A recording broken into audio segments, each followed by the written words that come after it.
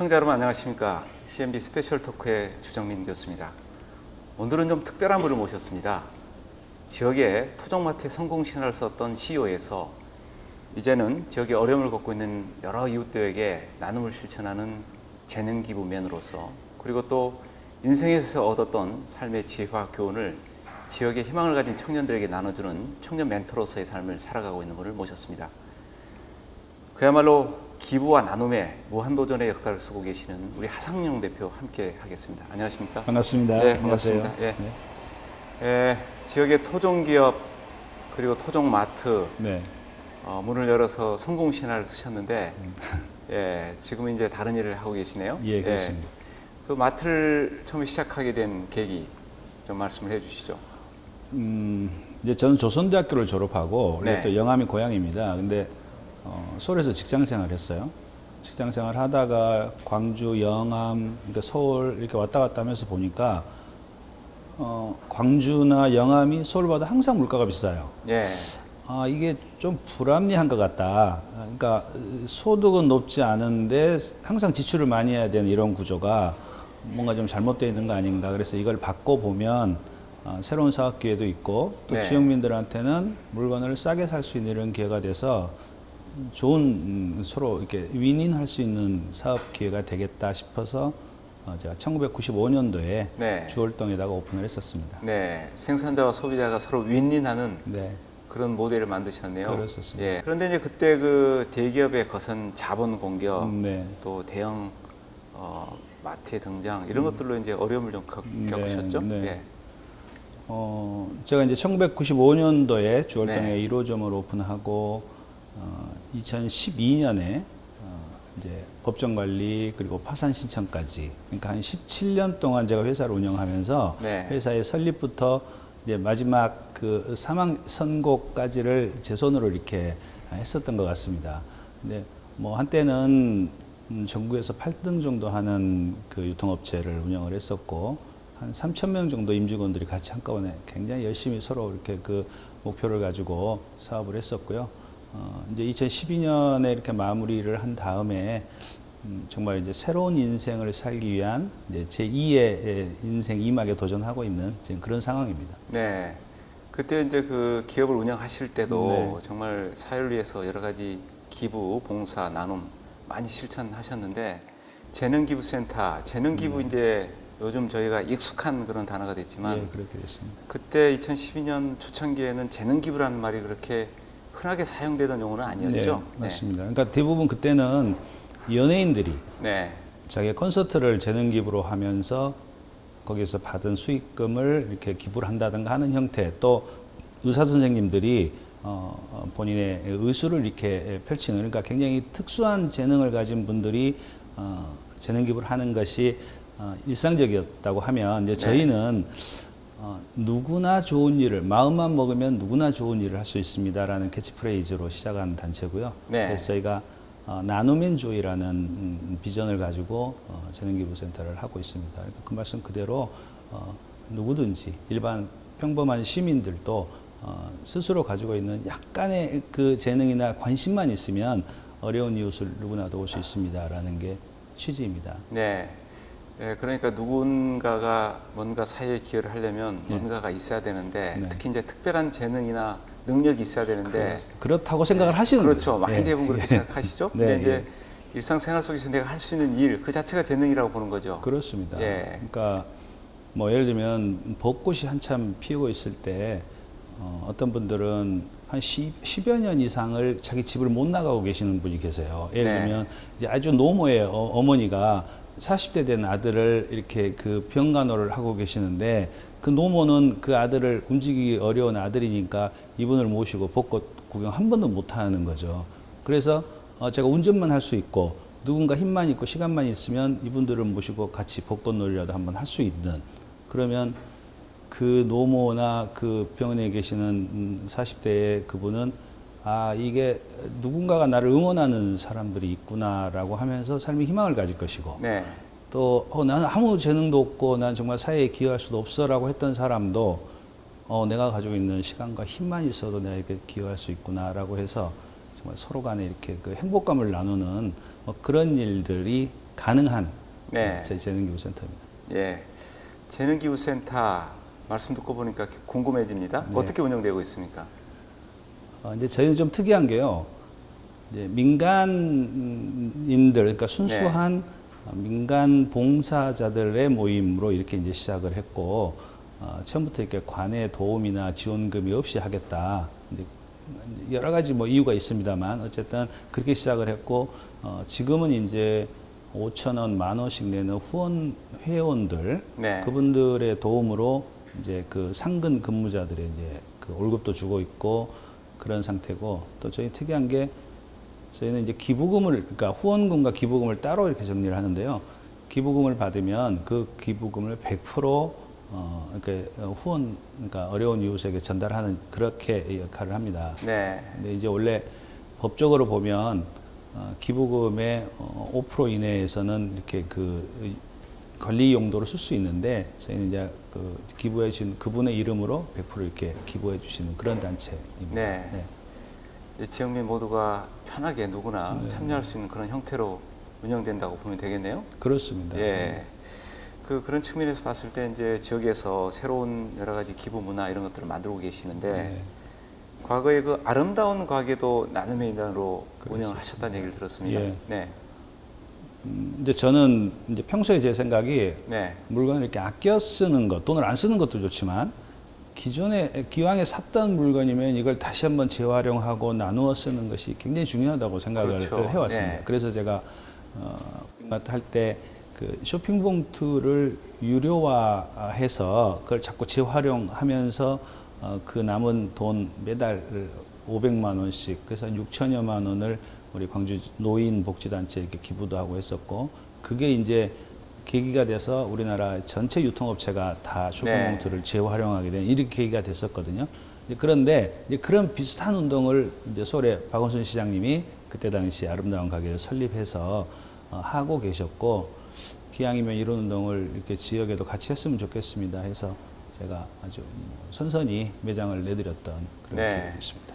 대표께서 처음으로 광주에 아름다운 가게를 내신 거죠? 그때 이제 네. 서울에 한 두세 개 있을 때 네. 이제 지역에서는 처음으로 이제 가게를 했었고요. 지금도 그래서 다른 지역에 비하면 아름다운 가게가 우리 광주 전남이 굉장히 활성화되어 있고 잘 되는 그런 지역입니다. 네.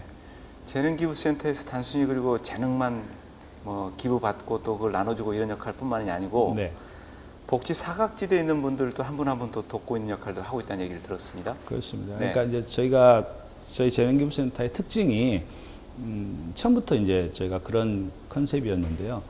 이제 광주는 유독 그 어렵고 복지 사각지대에 계신 분이 많이 있는데, 네. 이게 요즘 복지의 예산도 많고 뭐 그런다고 하지만 사각지대에 있는 분들은 사실 굉장히 한계가 있는 부분이 그렇죠. 많기 어렵죠. 때문에 네. 이제 저희가 지원하는 부분의 대부분은 이제 그런 쪽입니다. 그래서 뭐 예를 들면 무국적 아이들이라고요. 네. 그러니까 엄마 아빠가 다 이렇게 그 국적이 상실된 외국 근로자들로 한국에 들어왔다가 이제 그런 그 무국적 아이들이 우리나라에 2만여 명이 있다고 합니다. 네. 그 아이들의 상당히 많은 아이들이 우리 광주 지역에 이렇게 거주해 있는데요.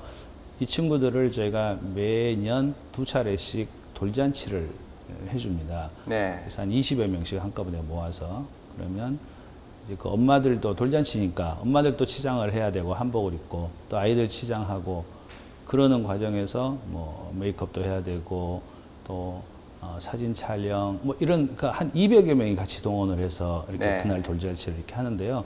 그때 이제 하객으로 참석해 주신 일반 시민들 또 뭐 나는 떡이라도 좀 해올게요. 기념품을 좀 할게요. 이렇게 해서 자발적으로 모이시는 시민들, 이게 이제 한 200여 명 모여서 같이 잔치를 하는데 그 엄마들이나 아이들한테는 아마 평생 잊지 못할 네, 그러겠네요. 기억이 될 것 같습니다. 예. 참 의미 있고 좋은 일을 하고 계신 것 같습니다. 아닙니다. 네. 네. 예, 근데 제가 얘기 들어보니까 이 재능기부센터에 네. 우리 현재 대통령 영부인 예. 김정숙 여사께서 물품을 기증했다는 얘기를 들었습니다. 그렇습니다. 네. 김정숙 여사님이 작년 9월 달하고 금년 2월 달이었던 것 같은데요. 두 번 저희 재능기부센터를 방문해 주셨어요. 네. 처음에 오셨을 때는 이제 저희가 재능기부센터 활동하는 걸 쭉 설명을 드렸었고, 가시면서 제가 다음에 한번 올게요 이렇게 하고 가셨는데, 정말 이제 그 대통령 선거 들어가기 직전에 한번 오셨어요. 근데 그때 보니까 보따리 이렇게 들고 오셨더라고요. 네. 이게 뭡니까? 그랬더니 이제 저희 재능기부센터에서 이렇게 물품을 기부하는 이런 일들을 많이 하니까 당신들께서 입으셨고 사용을 했던 그 옷이 옷 뭐 이런 생활용품인데 이런 것도 혹시 기부가 되나요? 이렇게 가지고 오셨어요. 네. 근데 보니까 한두 번씩은 입으셨고 혹은 뭐 사이즈가 안 맞아서 못 입으셨던 우리 문재인 대통령은 양복이 있었는데 그게 이제 사이즈가 어중간해서 못 입으셨대요. 뭐 그런 옷들 이렇게 해서 한 3, 40가지를 가지고 오셨어요. 그래서 제가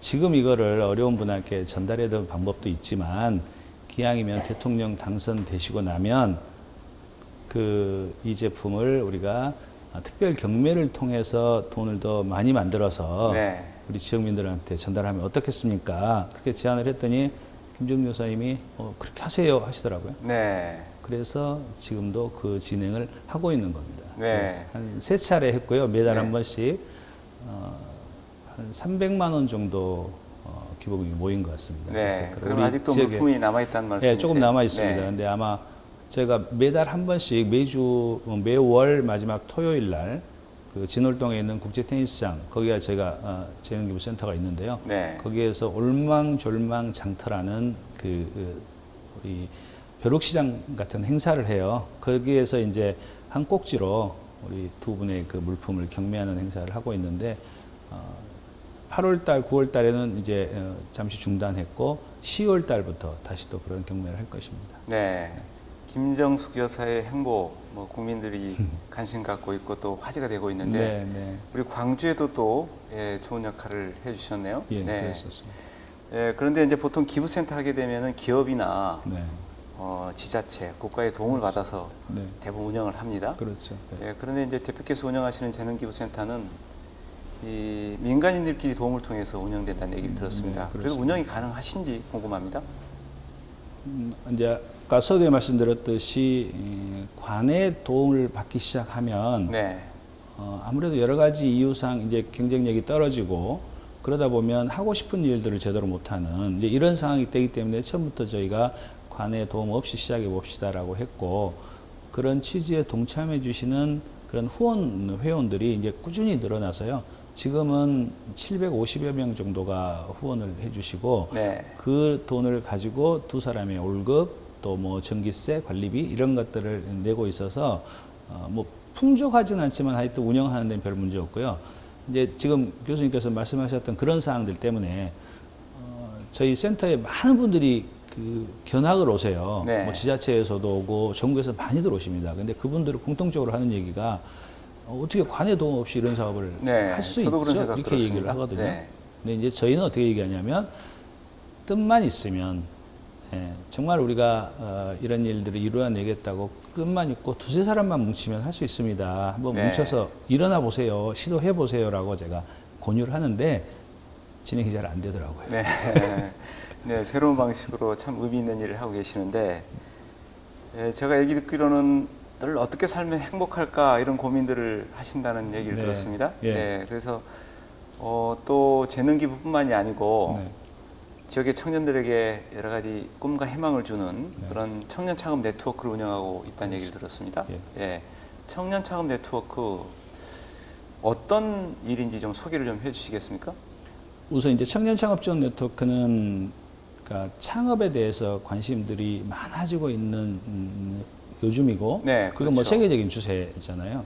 그런데 이제 광주에는 창업 지원하는 정부 산하의 기관들은 많이 있는데 이제 우리 젊은 창업자들은 실제로 어디 가서 도움을 받아야 될지 이걸 잘 모르고 네, 너무 그런 어려워하는 친구들 부분이 많죠. 많습니다. 그래서 이게 이렇게 놔둘 것이 아니라 민간인들이 중간에서 이 친구들을 좀 도와주는 역할을 했으면 좋겠다 해서 이제 민간 전문가들끼리 만든 그런 단체고요. 네.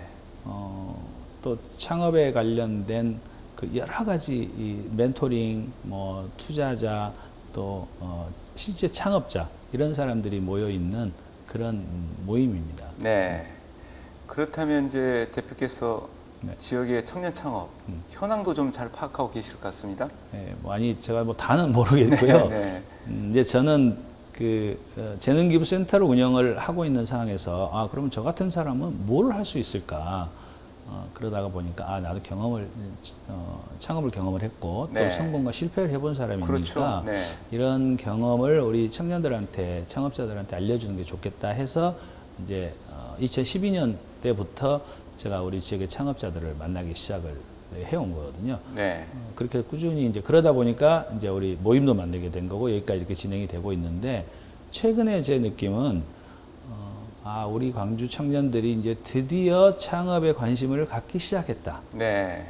그래서 특별한 무슨 성과가 있는 건 아니지만 앞으로 2, 3년 내면 뭔가 이 안에서 의미 있는 일들이 벌어질 거고 그걸로 인해서 이제 많은 시민들이나 많은 분들이 이래서 창업을 해야 되겠구나라고 하고 많은 사람이 이게 관심을 가져야 되는구나.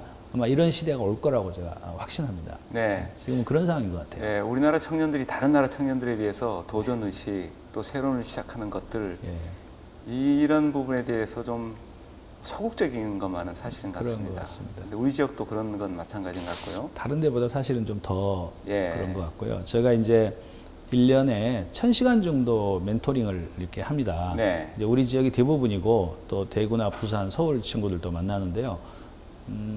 우리 지역 청년들이 아직은 조금 더 조심스러운 게 사실인데 그건 자질이 없어서가 아니라 성공 모델을 아직도 한 번도 못 봤기 때문에 네, 맞습니다. 그런 것 같습니다. 그래서 네. 저희는 창업을 하는 것도 중요하지만 창업 성공률이 높은 도시를 만들어서 많은 우리 창업 전문인들이 창업에 나설 수 있도록 이렇게 후원하는 역할이 중요하다고 생각하고 있습니다. 네, 보통 이제 창업하면은 지원이 일시적으로 좀 됐다가 그렇습니다. 지속적으로 되지 않아서 실패하는 경우들이 네, 많은데 예. 말씀하신 대로 좀 가능성이 있는 창업자들은 지속적으로 저희가 도와서 성공 모델을 만들었으면 하는 그런 바람을 해봅니다. 네. 예, 참 좋은 일을 하고 계시는데 그럼에도 불구하고 예비 창업자들하고 함께 일을 하다 보면 여러 가지 또 어려움도 많을 것 같습니다. 그럼요. 네. 네.